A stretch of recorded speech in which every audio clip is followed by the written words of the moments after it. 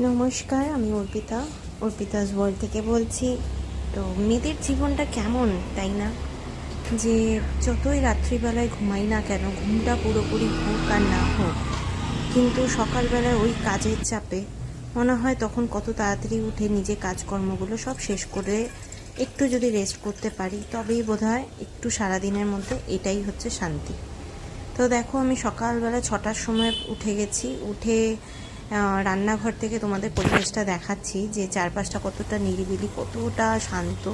তো আমি আমার জন্য এক কাপ চা বানিয়ে নিচ্ছি। আর যেহেতু দার্জিলিং টি বানাচ্ছি, এটার একদমই ঝামেলা নেই। শুধু চা গরম করে চা পাতা দিয়ে একটু কিছুক্ষণ ঢেকে রাখলেই তৈরি হয়ে যায়। তো বেশ এভাবেই আমি চাটা বানাই। তো চাটা বানিয়ে নিয়ে এক কাপ চা বসে বসে নিরিবিলিতে বারান্দায় বসে বসে পরিবেশটাকে দেখবো। স্নিগ্ধতা ভরা পরিবেশ যাকে বলা হয়। সকাল সকাল উঠলে এই যে সুন্দর একটা শান্তশিষ্ট পরিবেশ দেখা যায়, এটা সত্যিই কথা সারাদিনে কিন্তু আর পাওয়া যায় না। তো এই রকম পরিবেশে বারান্দায় এক কাপ চা বসে বসে চায়ের চুস্কি নেব, যাকে বলা হয় চায়ের চুস্কি নেব, আর চারপাশের সুন্দর পরিবেশটাকে উপভোগ করব কিছুক্ষণের জন্য একা একা। তো এইভাবেই আমার সারা দিনটা খুবই ব্যস্ততার মধ্যেই কাটে। তো এখানে চা বানিয়ে নিয়ে দেখো আমি বারান্দায় চলে এসেছি। আমার ঠিক ভিডিওটা করাটা বোধহয় ভালো হয়নি, আমি দেখাতেই পারলাম না ফুলগুলো। তো এখানে দেখো চারপাশটা এত শান্ত, আর আমার এক কাপ চা আর আমি, খুবই ভালো লাগছিল। আর সকালবেলা একটা ঠান্ডা ঠান্ডা পরিবেশ। গরমের দিনে এতটা হয়তো ভালো লাগে না, তাও সকালবেলা একটু ঠান্ডা লাগে। এই দেখো মিউনিসিপ্যালিটির থেকে নোংরা নিতে চলে এসেছিলো। আর সকালবেলা যেহেতু ছেলের স্কুল আছে, এখানে ডিম সেদ্ধ বসিয়ে দিয়েছিলাম। আর ফ্রিজ থেকে যাবতীয় যত আগের দিনের সব খাবার থাকে সেগুলো সব বের করে আমি চলে এসেছিলাম ছাদের খুবই বেহাল অবস্থা, যেহেতু আমি কিছুদিন ছিলাম না তো এখানে। তো ছাদটাকে ভাবলাম একটুখানি যাই দেখি, আর চারপাশটা যদি নোংরা থাকে একটু পরিষ্কার করে নেব।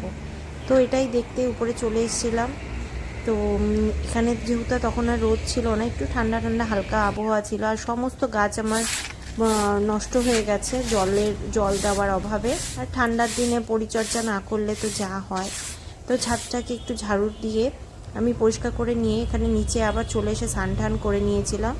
তো করে নিয়ে এসে ছেলের টিফিন তৈরি করছিলাম। রুটি বানিয়েছিলাম, অল্প আলু ভাজা দিয়েছিলাম, বেদানা, যেহেতু আমার ছেলে বেদানা খেতে খুব ভালোবাসে। তো আজকে টিফিন বক্সটা একটু চেঞ্জ করেছিলাম।